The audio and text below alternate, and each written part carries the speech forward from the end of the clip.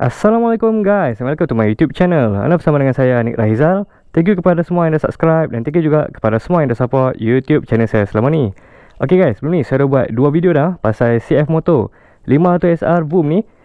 First kali adalah video review, yang kedua adalah video test ride. Jadi kepada hampa semua yang mana yang belum tengok lagi video-video tu, hampa boleh pergi tengok dulu. So dalam episode kali ni kita akan cuba untuk test kecerahan lampu motor ni, dan alalang tu kita akan cuba sekali untuk test top speed motor ni. Okay, so motor ni macam boleh nampak first kali dia masih menggunakan kunci lagi. Okay, jadi cara nak start macam biasalah, masukkan kunci kat dalam lubang ni. Mana lubang dia? Okay, masuk kunci kat sini, pusing kunci ke kanan. Okay, panometer pun akan menyala. Okay, panometer akan menyala, lampu pun akan menyala lah. Lampu dia fully LED, lampu depan, lampu signal depan, lampu belakang, lampu signal belakang, semua fully LED. Jadi kalau nak tahu terang ke tak terang, jom kita pergi test tengok. Let's go. Okay, so macam ni lah kecerahan lampu low beam dia. Kita layan dulu dengan lampu low beam. Macam biasa, layan dulu.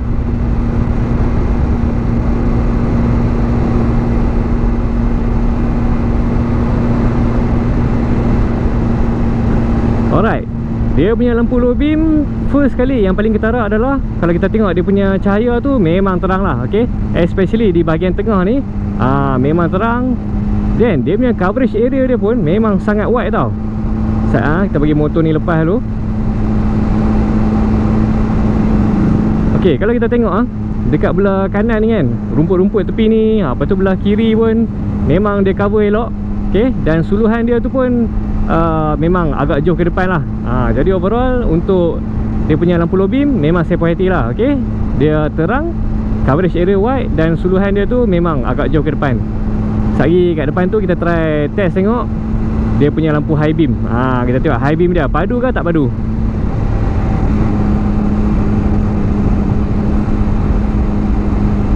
Okay, ni lampu low beam dia. Okay, nampak low beam dia memang kau-kau dah. Kalau kita buka high beam, 1, 2, 3. Nampak tu. Alamak. Padu low beam, high beam. Okay, jadi first kali bila buka high beam, hampa boleh perasan lah di bahagian dekat ni, bahagian depan motor ni memang ada, orang kata apa, extra bright lah. Dia lebih cerah di bahagian depan ni. Belah kanan ada, belah kiri pun ada. Untuk bahagian depan ni memang dia support di bahagian tengah lah. Kita boleh nampak dia macam ada straight line kat tengah ni. Suluhan dia memang lebih jauh dan lebih tinggi lah. So memang dia cover, orang kata apa, dia support fully di bahagian tengah lah. Tengok low beam, high beam. Jadi bila hampa buka high beam ni, orang kata apa, daripada malam dia tukar jadi siang lah. Kan? Memang sangat terang. Lampu dia pun memang jauh, memang terang, memang tinggi. So memang orang kata apa, memang safety lah. Jadi kalau hampa nak ride di kawasan yang betul-betul gelap pun, InsyaAllah tak ada masalah. Memang hampa akan rasa lebih confident lah.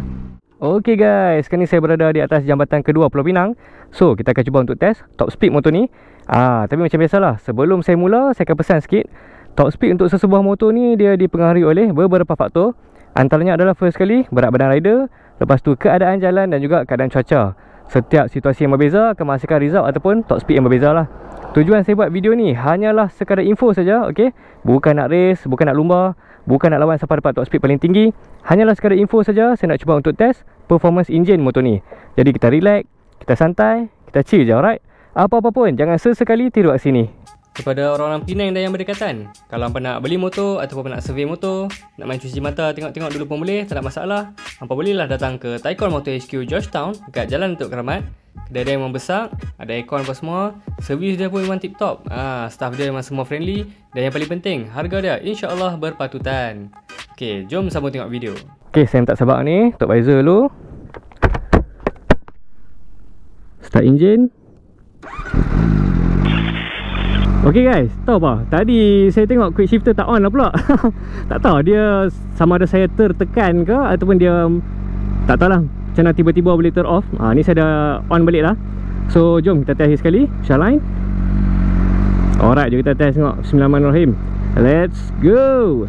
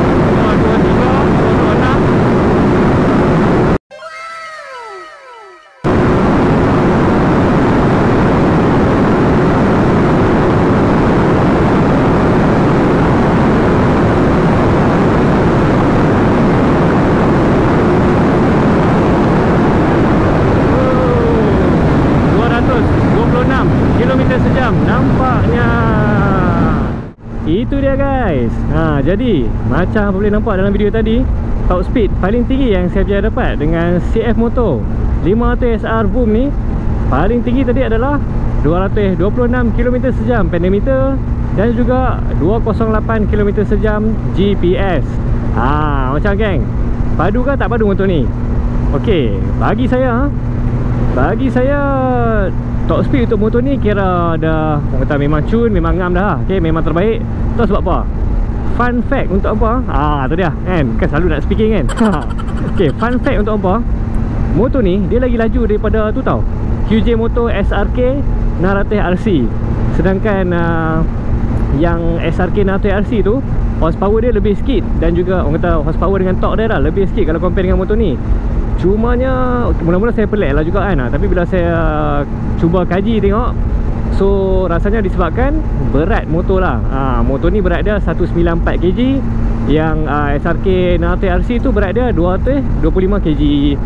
Jadi that's why lah orang kata apa, sebab power lebih kurang kan, orang kata power delivery dia lebih kurang, tapi dah motor tu lebih berat lah, jadi dia dapat top speed rendah lah. Top speed dia 214 km sejam pedometer dan juga 194 kot GPS kalau tak silap saya lah. So untuk motor ni secara jujurnya kalau tanya saya, memang saya puas hati. Okay, sebab yalah, untuk sebuah orang kata sport bike model retro tau, ini bukan orang kata macam ala-ala racing dia tau. Dia konsep dia ni lebih kepada model retro kan. Dia sport bike tapi lebih kepada santai lah sebenarnya. So bila dia boleh dapat top speed yang macam ni, bagi saya memang terbaik lah. Memang puas hati dah lah. Untuk dia punya kecerahan lampu pula, macam apa tengok tadi, lampu low beam dia memang terang. Okay, memang terang. Apa yang bestnya adalah dia full package lah. Terang, coverage area dia wide, dan suluhan dia memang jauh ke depan. High beam dia tak payah cakap lah, high beam dia memang lebih terang dan lebih jauh lah. Jadi tanpa buang masa, saya akan terus buat satu conclusion lah kat hampa. So dengan bermodalkan lebih kurang RM35,888, tak termasuk road insurance lah. Okay, so apa yang hampa akan dapat adalah, first kali hampa akan dapat sebuah sport bike. Okay, middleweight sport bike 500cc 4 silinder dengan jajan yang sangat menarik lah. Okay, memang full jajan memang hampa dapat. Apa yang hampa akan dapat adalah, hampa akan dapat ni pedometer TFT, lepas tu lampu fully LED, dual channel ABS, lepas tu ada traction control. Traction control pun 2 mode lah. Dia ada kan, mode 1 dengan mode 2. Lepas tu apa nama, quick shifter pun ada lagi. Ada USB charging port dekat depan tu. So memang puas hati lah. Tapi satu lagi, fuel tank.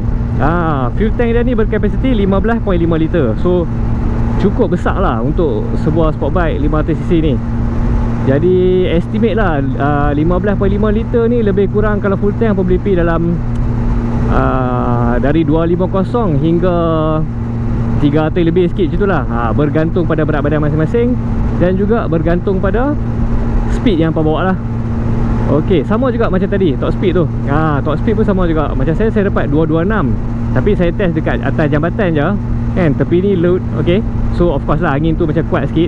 Tapi nak buat macam mana kan, dah ni je tempat yang paling dekat dan paling senang lah untuk saya. Yalah, kalau tidak setiap kali nak buat konten kan, setiap minggu kan nak buat konten, nak kena pergi test kat highway, memang makan modal. Memang tak balik modal lah orang kata. Memang tak baloi lah. So saya test setakat yang mampu je lah. Dia punya main selling point untuk motor ni adalah, first kali dia punya looks lah. Okay, dia punya rupa dia memang stylo lah orang kata kan. Konsep model retro memang ngam teruk ya.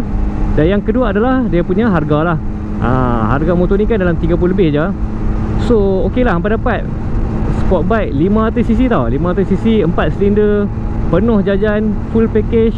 Top speed pun padu lah, bagi saya kayak padu lah ni. Okay, bukan kata boleh tahan padu lah, memang padu lah, memang ngam dah. Sebab dia lagi laju pada yang 600RC tu. Padahal ni baru 500cc tau. Okay, cumanya kalau nak compare dengan 650 kan, macam CBR 650 tu, yang tu macam lain sikit lah. Yang tu dia punya power delivery lebih kepada macam torquey sikit, dia lebih agresif sikit. Yang ni dia punya power delivery lebih kepada orang kata lebih smooth, lebih linear sikit lah. So hampa tak, kalau contoh hampa ni baru nak merasa lah pakai motor sport bike 500cc ni, 4 silinder ni, hampa takkan rasa terkejut sangat. Contoh kalau tambah pula, kalau sebelum ni hampa dah biasa bawa yang 250, ni hampa bawa motor ni, hampa rasa macam dia macam lebih sikit je power dia. So dia kurang toki, hampa tak rasa macam nak wheelie ke, nak terenjak ke belakang sangat kan bila tengah laju tu. Tapi hujung tu dia mari. Okay, so dia macam slow and steady lah, relax lah. Tapi hujung tu top speed masih sampai lah. Yang tu je lah kot apa yang saya boleh komen pasal motor ni. Kelemahan dia bagi saya cuma ada satu je. Bila pilihan ataupun penumpang belakang naik motor ni, position kaki dia tu agak rapat dengan muffler exhaust. So kalau bawa lama-lama, bawa long distance atas highway tu, mungkin akan terasa bahang panas tu lah. Okay guys, so rasanya sampai sini video kita pada hari ni. Stay tune untuk next video. Jadi kalau anda suka video ni, jangan lupa like, komen dan share. Jangan lupa subscribe. InsyaAllah kita jumpa lagi pada video yang akan datang. Assalamualaikum.